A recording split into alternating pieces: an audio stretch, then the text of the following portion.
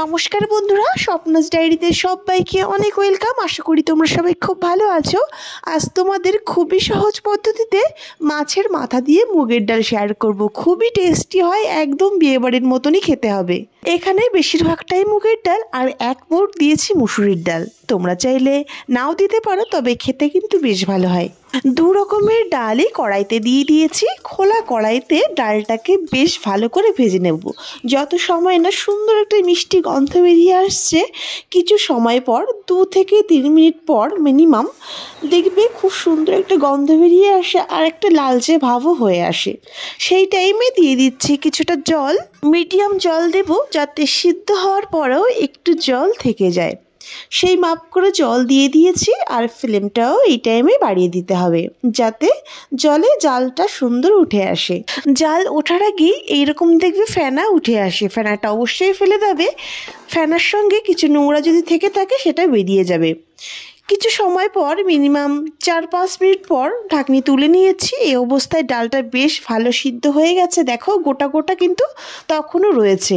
এই পর্যন্ত ডালটা সিদ্ধ করে আমি নামিয়ে নিয়েছি একটা পাত্রে। কড়াইটা ধুয়ে আবার বসিয়ে দিয়েছি।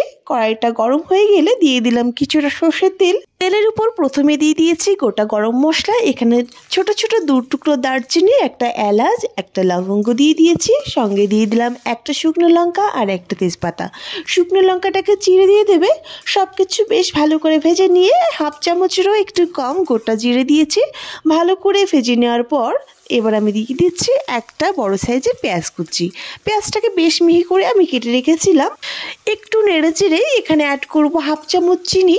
মুগের ডালে নর্মালি একটু মিষ্টি ফ্লেভার হলে খেতে ভালো লাগে, আর এই টাইমে যদি চিনিটা অ্যাড করা হয় পেঁয়াজের কালারটাও আগে আগে ধরে নেয় আর রঙটাও ভালোবাসে।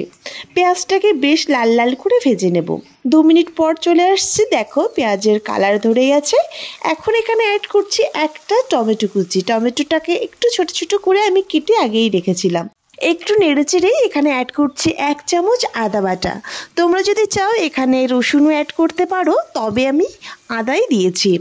আদাটা 1 মিনিট একটু নেড়ে চেড়ে নিলাম। যখন সুন্দর কাঁচা গন্ধটা থাকবে না, সেই টাইমে কিছু গুঁড়ো মশলা অ্যাড করছি।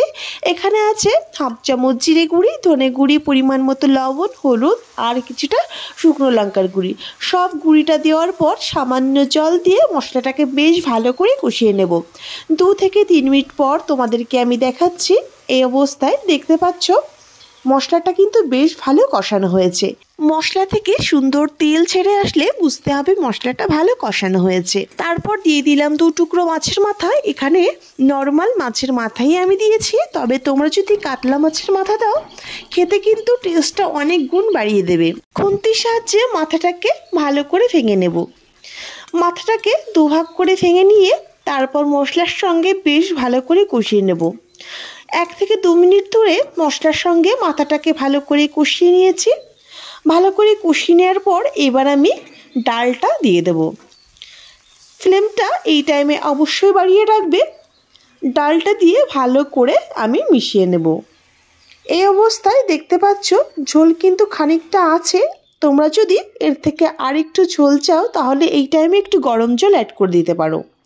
দিয়ে দিয়েছি 4-5টা কাঁচা লঙ্কা। স্বাদ অনুযায়ী তোমরাও ঝালটা ইউজ করবে।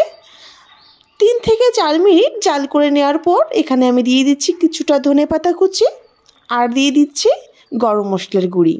আর জাল দেওয়ার প্রয়োজন নেই, গাঢ় যতটা আছে এই পর্যন্তই নামিয়ে নেব। যেহেতু ডালটা নামিয়ে নেওয়ার পর আরও কিছুটা ঘনত্ব বেড়ে যাবে, তাই এই অবস্থায় নেড়ে চেড়ে আমি ফ্লেমটা অফ করে দেব। ফ্লেমটা অফ করে একটা ঢাকনি দিয়ে ঢেকে দেবো 1 মিনিটের জন্য। 1 মিনিট পর আমি ঢাকনি তুলে নেব। ঢাকাটা তুলে নেওয়ার পর দেখতে পারবে ডালটা কিন্তু বেশ খানিকটাই গাঢ় থাকবে। আগের তুলনায় একটু গাঢ়ত্ব বেশি মনে হবে, তাই একটু হালকা রেখে নামালে পরে কিন্তু একটু ডালের ঘনত্বটা বেড়ে যায়। খেতে কিন্তু অসাধারণ হয়েছিল। এই প্রসেসে তোমরা যদি রান্না করে থাকো খেতে ভীষণই ভালো হয়। তোমরা বাড়িতে কিন্তু অবশ্যই ট্রাই করো, আর আমাকে অবশ্যই কমেন্ট করে বলো যে তোমাদের কেমন লেগেছে রেসিপিটা। ভিডিওটি যদি ভালো লেগে থাকে প্লিজ আমার চ্যানেলটি সাবস্ক্রাইব করে আমার পাশে থেকো। সবাইকে অনেক ধন্যবাদ পুরো ভিডিওটি দেখার জন্য। সবাই ভালো থেকো, সুস্থ থেকো। আজকের ভিডিওটি এই পর্যন্তই।